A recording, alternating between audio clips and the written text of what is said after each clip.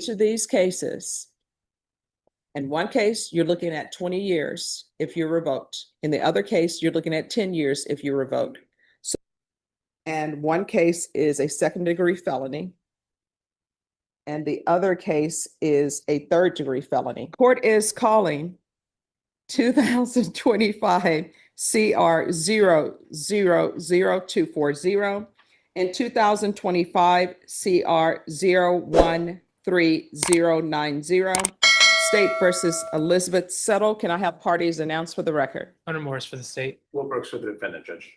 All right, and you're Miss Settle? All right, we were here on July 28th. The court ordered you to have a drug testing done, and that was completed. Is that correct? Yes, Your Honor. And what were the results? So she was positive, Your Honor, but it was for her medication assisted treatment. There was nothing else, no other substances. All right, so the other reason why I had this case recalled back, because this is actually a tough case, right? And it's a tough case, and when you read it on the surface, you should be going to prison. But then there are other things for me to consider as well. The fact that you have a child, and it appears that you have changed your life. And defense, I believe yesterday you said that she was being accepted into felony drug court. Yes, Judge, and also I had some argument for the court too. The court was ready, but that is correct, Judge. She was screened for felony drug court. They did not accept her because at the time she had not been sentenced. But I verified with felony drug court that should she be placed on probation, they are able to accept her and can squeeze her in next week. All right, so state. Yes, Judge. I understand why the reason you're asking for prison time. I do, and I want you, Ms. Settle, to internalize what I'm saying. What I'm considering is the fact that she has a child. It appears that she has changed. Sometimes it takes people a long time to have a wake-up call. I still don't understand why you keep having children when your life is not where it should be. But usually when people are addicted to drugs, they're not thinking appropriately to begin with. They're not thinking about the future. They're not thinking about how their drug use will impact everyone else. And state on this case, I see that you're asking for a cap of 6 years in the prison. And one case is a second-degree felony. And the other case is a third-degree felony. And I'm assuming she has restitution to pay? If it isn't included in that plea bargain right there, Judge, then no certain amount. All right. So we're going to see the amount of restitution, and state you've had a chance to hear her testimony. Are you still going to be requesting prison time? Judge, the position of the state is that this offer was made considering the history, the knowledge that Ms. Settle has been before this court previously, also with a new child, asking for the same type of leniency in treatment, and was offered that leniency in treatment and turned it down and returned directly to that life. And so it's not just Ms. Settle the state is concerned about, but it's Ms. Settle's children, it's Ms. Settle's family, and it's Ms. Settle's community, many of which were victims of Ms. Settle. And that is the reason the state is opposed, but the state is cognizant of what appears to be genuine changes in Ms. Settle's life. All right. And I know that this involves her mother. Yes, Judge. So the world is an ironic place. It turns out I'm appointed to represent Miss Settle, but I have known Miss Settle since she was about knee-high. I've known the complainant, her mother, and also her brother, who's referenced in the PSI, someone that I went to high school with, was close friends with. Mm-hmm. So I've known this family a long time. I've spoken to the complainant, to her mother, Judge. Mm-hmm. She is certainly at wit's end with Miss Settle. She's spent a great deal of money helping her out, trying to get her on her feet. But it is also clear in the PSI that she is seeing and she's witnessed some of the changes that Ms. Settle has made in her life and has made. And the question came up yesterday, Judge, what's different or what's changed? And I think the distinction between this time and last time she did not do what she was supposed to do for you, Judge. It's very clear in the PSI back in 2020, she was going for things. She was released from the jail accidentally. She skipped out on GPS. There were all sorts of issues, Judge. In this instance, since both when she was arrested and then certainly after being released on bond, she's made great strides to try and do what she's supposed to do. She's been on GPS, she's been compliant, she's been enrolling programs, she's tried to be a parent to her mother or to her child. She's also shown up here today, Judge. She's not run off, she's not fled, she's not skipping out on things. And when you're talking about therapeutic justice, Judge, when someone's an addict, there's no such thing as a cure. But it seems to me like she's trying to make some legitimate life changes. And I think society and Miss Settle would be served better by trying to get her some therapeutic justice and trying to continue her down this path rather than sending her to prison again. PSI, the complainants themselves don't indicate that they'd like Miss Settle to go to jail, prison. Her mother certainly would like Miss Settle to have the threat of prison or jail time hanging over her head, which is something I think is a great motivator a lot of times. So for those reasons, Judge, we're asking the court to consider probation or community supervision in some form in order into the drug court program.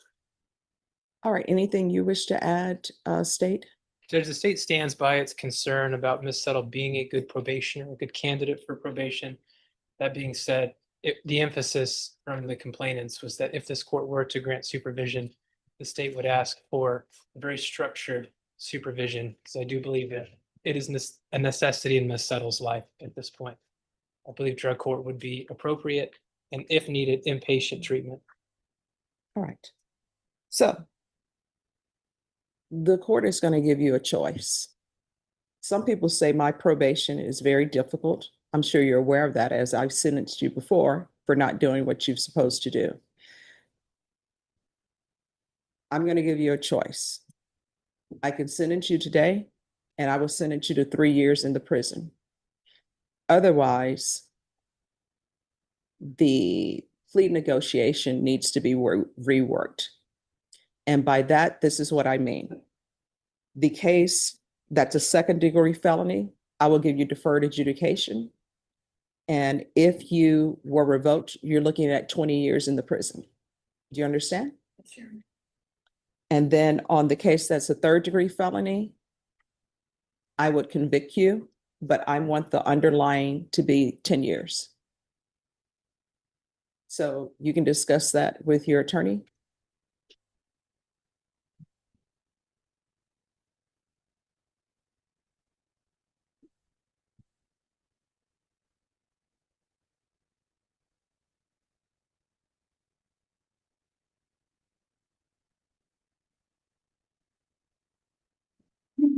Judge, you'd like the opportunity for probation, Your Honor? All right, so normally, legally and ethically, I'm not allowed to interfere with negotiations. But what I'm telling you and telling your client on the cap of 6 offer, for me to request that it be an underlying of a cap of 10, that's changing your plea negotiations. And if you want a jury trial on that, you can have a jury trial on that. Do you understand? Sure. All right.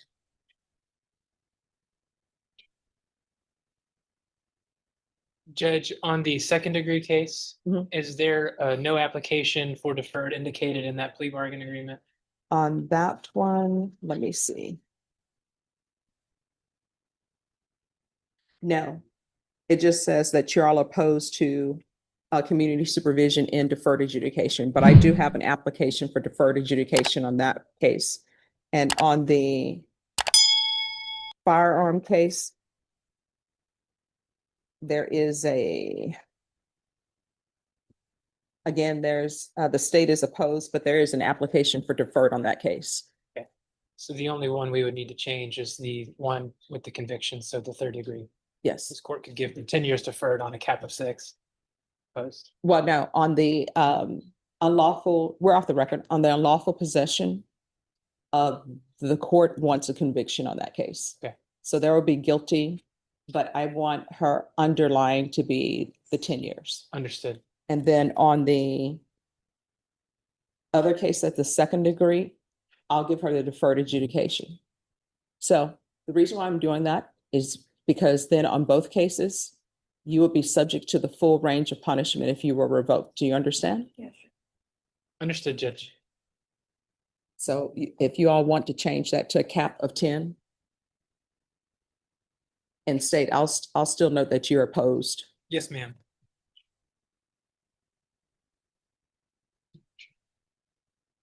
And Ms. Abrams, on Ms. Settles, defense counsel has told me that felony drug court will accept her. And counsel, is she currently on GPS? Yes, she is, Judge. All right, we're going to continue with the GPS.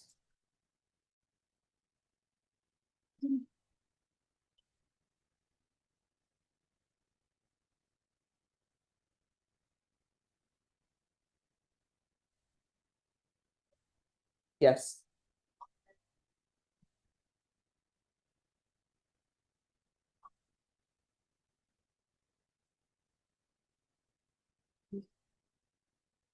The case ending in 240, are we proceeding on count one or Let me see. They're proceeding. Okay. They're proceeding on count 2 as a repeater. I'm sorry, wait a minute. They're proceeding on count 1. They're waiving count 2 in the repeater. Judge, Yes. here's that docket back and we initialed the plea bargain change. All right, thank you, Hunter. All right, we're back on the record. Is there anything else from either side before the court enters its orders? Nothing from the state, Judge. No, just that we have no objection to the change from the cap 6 to the cap 10 here. All right. Then in cause number 2025 CR 000240, the court is going to grant your application for deferred adjudication. Court is going to sentence you to 10 years deferred adjudication. There's to be regular reporting by Zoom or in person, regular random UAs, proof of employment within 45 days. There's to be no employment as a home health care provider or with minors. This is to run concurrent with 2024 CR 013090. With regards to this, no harmful or injurious contact with KPEC and family. And then there's no contact with Linda Vargas, Destiny Thurston, Juan Uriega. Uriega, Judge. Yeah, thank you. I look at Deputy Laura because she's like, I'm trying to teach you. David Getz, Goetz, or Dick Creamer. And there'll be restitution, if any, to all complainants. If there's an issue with the restitution amount, we can have a restitution hearing. And Ms. Ferguson, can you set this in 45 days for restitution hearing, please? In case there is any. Fair enough. All right, what date?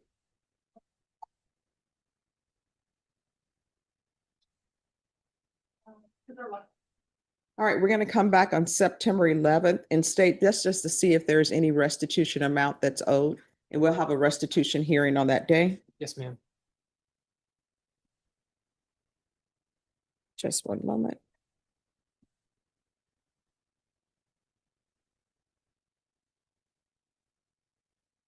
Deputy Laura, you okay?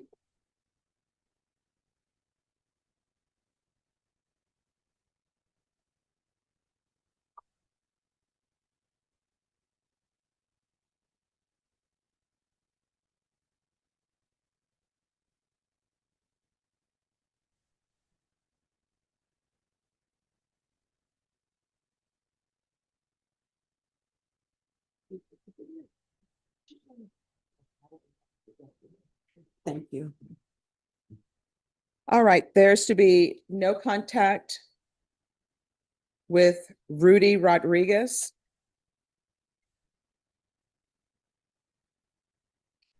There's to be 200 hours of community service restitution. I'm going to order parenting classes. Once that's complete, 100 hours will be deemed satisfied. There's $1,000 fine that will be probated. And there's to be a referral to felony drug court. If for some reason she's not accepted in a felony drug court, she's to come back to this court. However, counsel has informed me she has been accepted. And there's to be continued GPS until further notice. Probation, is there anything else with regards to that sentencing? Yes. Are you waiting? Yes. And can you please? No contact, did you say no harmful or injurious? No harmful or injurious contact with PECK, PECK, and family. And then there's to be no contact with Linda Vargas, Destiny Thurston, THURSTEN, Juan Uriega, David Getz, GOETZ, and Dick Creamer, and Rudy Rodriguez. Judge, to put a fly in the ointment, Mr. Rodriguez is actually the child's father. I'm just going by what's in the plea paperwork. So that's something that will need to be addressed with Judge Glenn. Probation, is there anything else? Anything else with regards to sentencing and that cause number, counsel? Nothing from the state judge. Nothing from defense, Your Honor. All right, I'm showing you what's entitled Trial Court Certification of Defendant's Rights to Appeal. And that cause number, did you review it with your attorney? Did you understand it and sign it? Yes, ma'am. Because this is a plea bargain agreement, because I followed your plea bargain agreement, and because you waive your right to appeal, you do not have the court's permission to appeal. Next, we're moving to cause number 2024 CR 01309.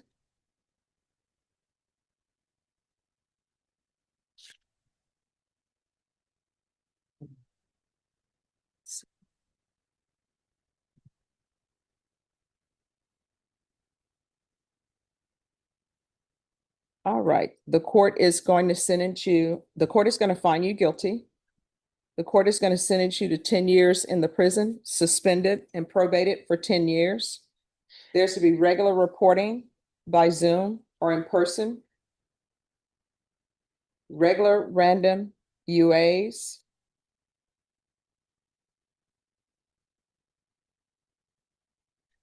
Proof of employment within 45 days. No employment as a home health care provider or with minors. 200 hours of community service restitution. The court will show that 100 hours is satisfied upon the completion of parenting classes. GPS, and I'm sorry, probation will do partial GPS for employment and treatment in each cause number. Waive GPS fees.